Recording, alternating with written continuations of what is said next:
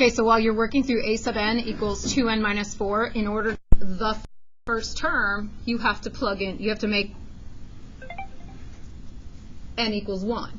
So you're saying the value of the first term is equal to 2 times 1 minus 4, which is negative 2. So you're finding the value of that term.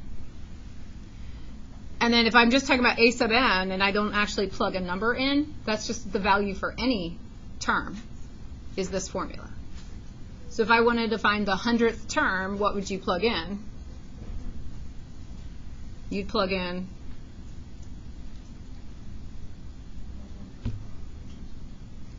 Did you forget I'm half deaf right now? What? Oh, yeah. That's, listen to my words, not what my handwriting looks like. You would plug in 100 to find the 100th term value. You'd plug in 100. Okay, so the answers for the first few, the first one you should have negative 2, 0, 2, 4, 6, 8. Yeah. Then we've got 5, 2, negative 3, negative 10, negative 19, negative 30. What did a lot of people do wrong on that one?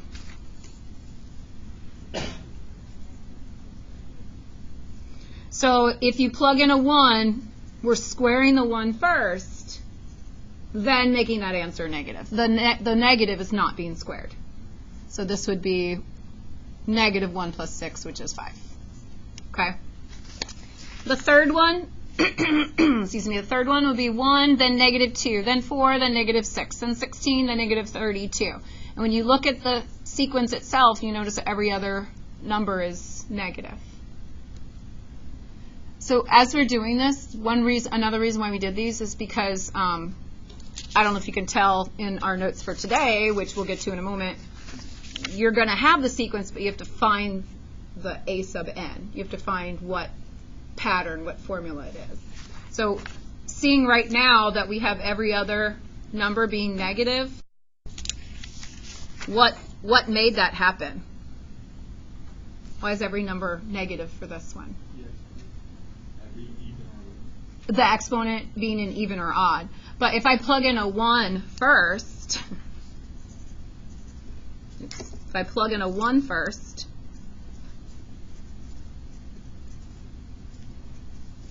even though I plugged in a 1, my exponent isn't even, right? Because of this n minus 1 up here too.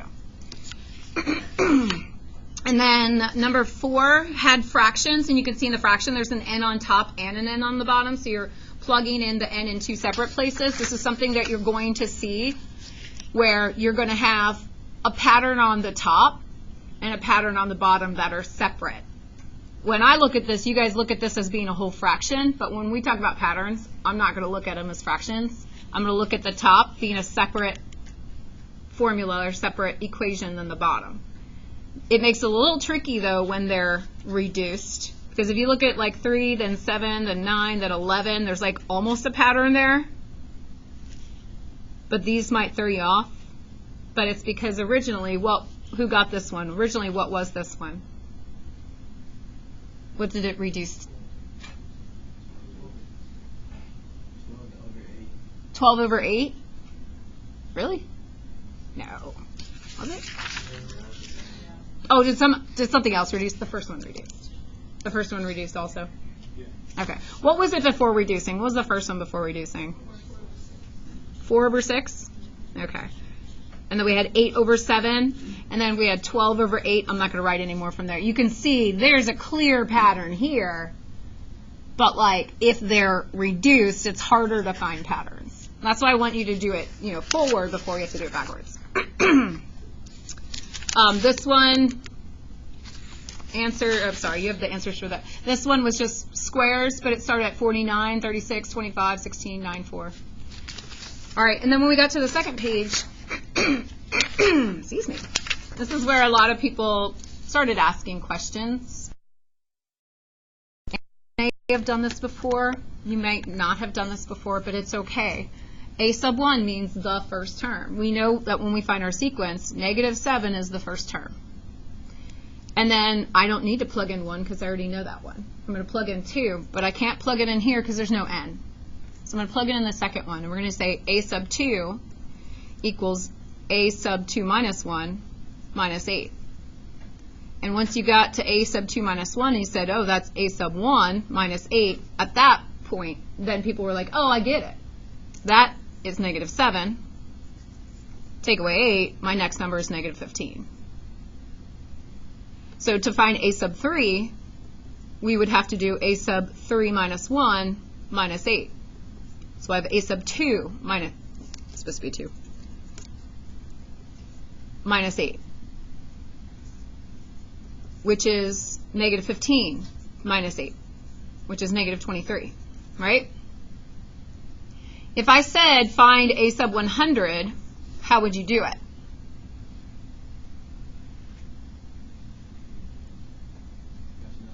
You have to know the 99th. This is not the easiest way to just jump around and find whatever term you want, which is why we have other ways of doing it, but I just wanted to point that out to you. So that one, we've got negative 7, negative 15, negative 23, negative 31, negative 39, negative 47. I'm going to pause on those. I don't want to go over any more of those yet, because not everybody got through these, and otherwise we'll run out of time. I want to just do some of the notes from the other packet that you guys need to download.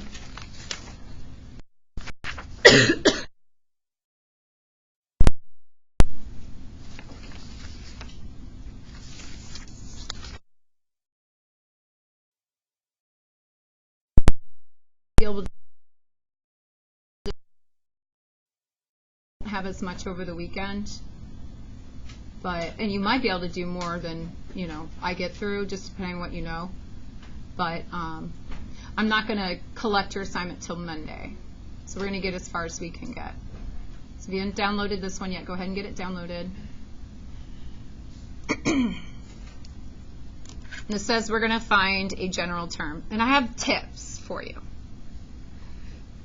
Eventually, we're going to do like a formula that works for all certain kinds of equations, but not every single equation, or not every single sequence has a formula that fits. So today, I'm not giving you any formulas. I'm just going to give you tips. And then the next section that we learn, which would be like Monday, then we'll probably have a formula introduced. But today's going to be harder because it's going to be without a formula. The first thing you want to do, start looking for any sort of pattern. Could you find the next number? 12? Okay, so we do see a pattern. What is our pattern for this? Adding 2 to the previous term. Okay.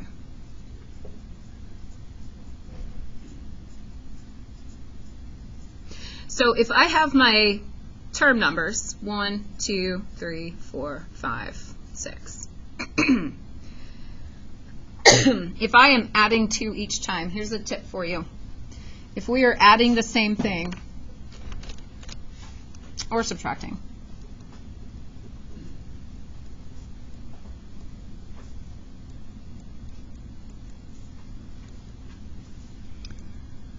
the general term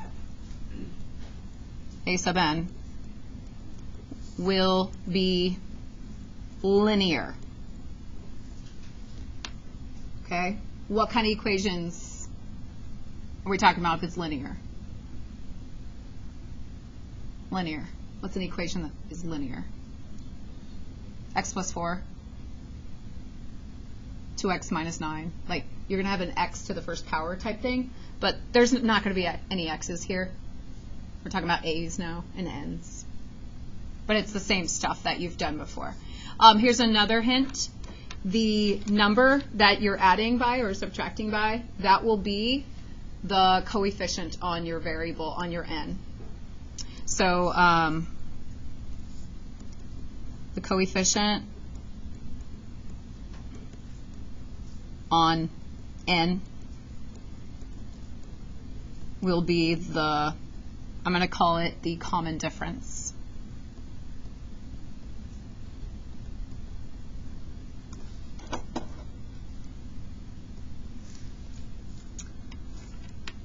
So I can tell you right now that this equation is going to be a sub n equals 2n to start. But we may have to add or subtract a constant term to work. So I can check answers. If I plug in 1, if I plug in n is 1, will I get out 2 into this equation with a 0 at the end, with nothing at the end? If I plug in 1, 2 times 1, will I get out 2? If I plug in 2, I'll get out 4. If I plug in 3, will I get out 6? Okay, so this is the equation.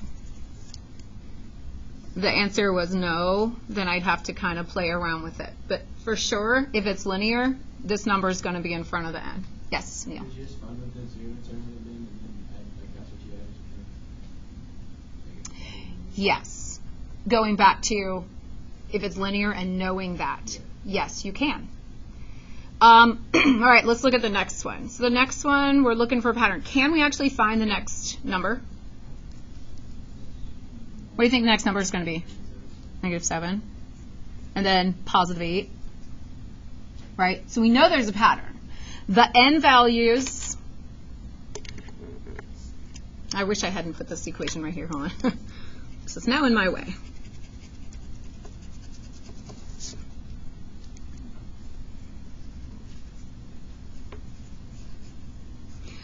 So the n values are like 1, 2, 3. The n values don't change.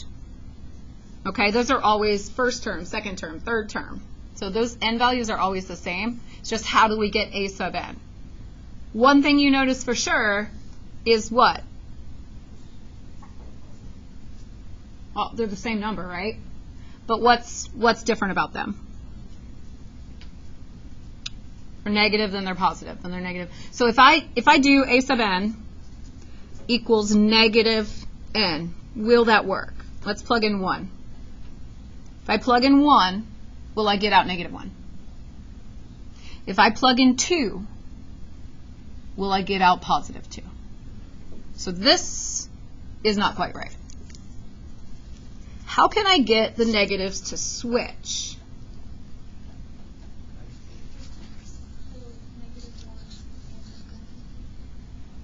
Put -1 in parentheses. Somebody said back there too. Go ahead.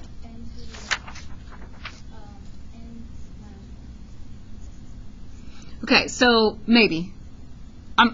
If it's not n-1, I don't have to erase it, so I'm going to leave n up there and then add the -1 if I need it. So I'm going to have I'm going to have -1 in parentheses, and we're going to have an exponent on that -1, and then I'm going to have an n here.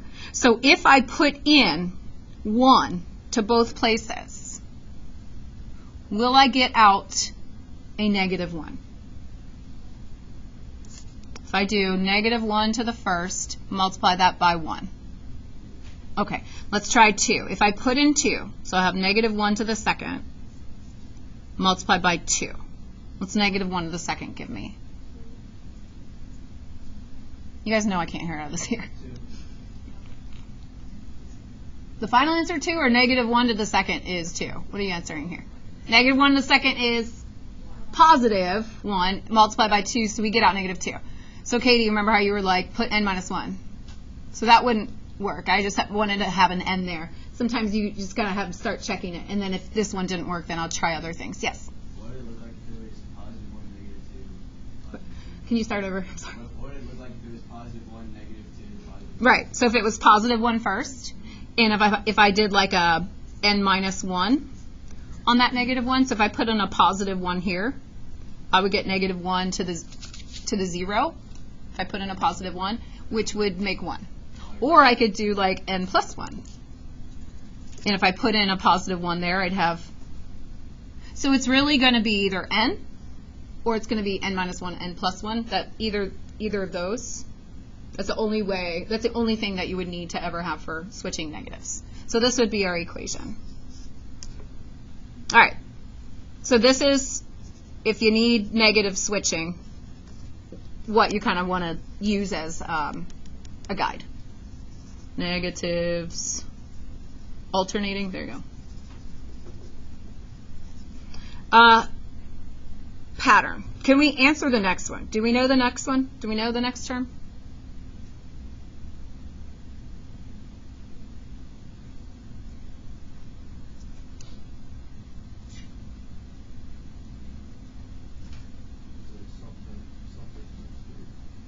Times 3? No, it's not times 3. It is 216. Matthew, how'd you get that? Yeah, this is like 1 cubed, 2 cubed, 3 cubed, 4 cubed, 5 cubed, 6 cubed. So now let's think about our n values. 1, 2, 3. I keep putting this stuff here, and I need to stop putting it there. 4, 5, 6. I put my n values in. How do I get a sub n? How do we get any of them? Amelia? N cubed, right? So if I want to know the 7th term, I'd put 7 in here, take it to the 3rd power, and get 343. Okay. I do want to show you something else with cubed, though. I'm going to go over here and do it, okay? So here's a helpful hint with cubed. See, this is why it's going to take us a while to get through these notes. I'm going to try to give you guys hints. Now, this is something that I teach in my Algebra 2 class, so I know some of you have seen it. I assume other teachers do this too. There's something called finite differences, where you just do like adding or subtracting to find, you know, what do you add or subtract to get to the next term. So from 1 to 8, I would add 7. And then from 8 to 27, I would add what? 19? And then 27 to 64? What is it? 30 what? 7? Do it for me fast. I don't have my calculator out. 125 to 64, like 64 to 125, what am I adding? 61? And then 216, 125, 216? 91. Okay. And those are not constant, but we can do it again. So 7 to 19, adding 12. 19 to 37.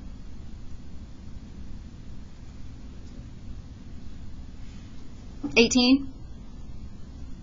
37 to 61. 61 to 91. Okay, those are not constant. I'm going to do it again.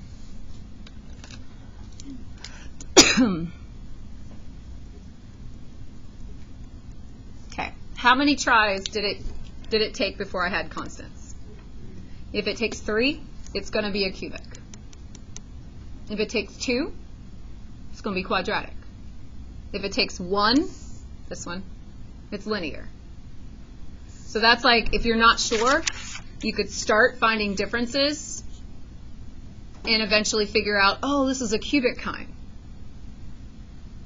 So there's a hint on finding, possibly giving you some ideas of which direction to go. Doesn't seem too hard, but it is when you've just got random numbers there. These aren't so random. They're actual just cubes. They don't have anything done to the end. That's where it gets hard when stuff's done to the end. How about the next one? Do you know what the next number is going to be? It is going to be 64. And then 128. What is happening? You're multiplying by 2? Okay. But we can't say in an equation for like a sub n, we can't say multiply the last term by 2. Because what I want to do is I want to come up with a term where a sub n, where I would say plug in 100, what do you get? So if you are multiplying each time, there's a pattern for this too. So we're multiplying by the same number each time. I'll write that off to the side somewhere. So we're multiplying or dividing, same thing.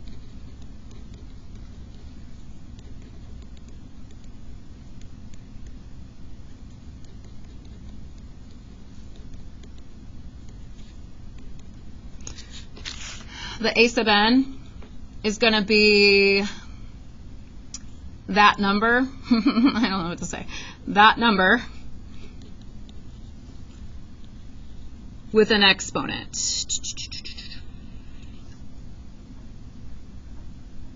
as the n. Now, there might be other stuff with it. There might be a n minus 1 up here, or there might be another number multiplied in front. But this number right here does have a name. It's called a common ratio. They call it R.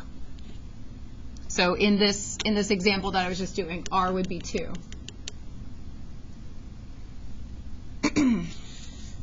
So one thing I can say for sure is that this equation is going to be 2 to the n, but there might be more stuff going on. So let's check. If n is 1, and I plug in 1, does 2 to the first give me 1? No. If I plug in 2, does 2 to the second give me 2? If I plug in 3, does 2 to the third give me 4? No.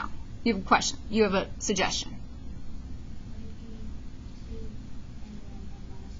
Right. You're going to have to do n take away 1 to make it. If I plug in 1, then I'll have like 2 to the 1 minus 1, which is 2 to the 0, which is 1. If I plug in 2, then I'll have 2 to the 2 minus 1, which is 2 to the first, which is 2. So yeah, that one would work out with 2 to the n minus 1. So you can see an example of powers, and you can see an example where you have to manipulate the exponent as well. So probably not going to try any more of these today. I'm going to show you what your assignment's going to be, and we definitely did not get to these things. Did you guys do these last year? Anybody in here? The exclamation point? Honors did? No? Some of you did? So some of you did. Okay. It doesn't matter. If you've never done them before, don't even try it. I'll show you it really easy. Those are like a really short part of the assignment. But I do want you to be able to get started on some of the assignment. This longer one, it is a block day. Some of this assignment, so I pull it up. But it does not have to be completed because we didn't get through all the notes. It looks like I didn't put a book link, so I'll get you a book link up there. But like you can see, there's quite a few questions, and they're going to start like what we were doing today. Also, there's some questions that are like find the first 5 terms. So you definitely can do find the first 5 terms. You can definitely do those. So there's some of each of those that you can do. And then if you get totally stuck on a question, we'll finish it on Friday. Okay? If you guys can put the chairs back, because my next class has a test. Thank you.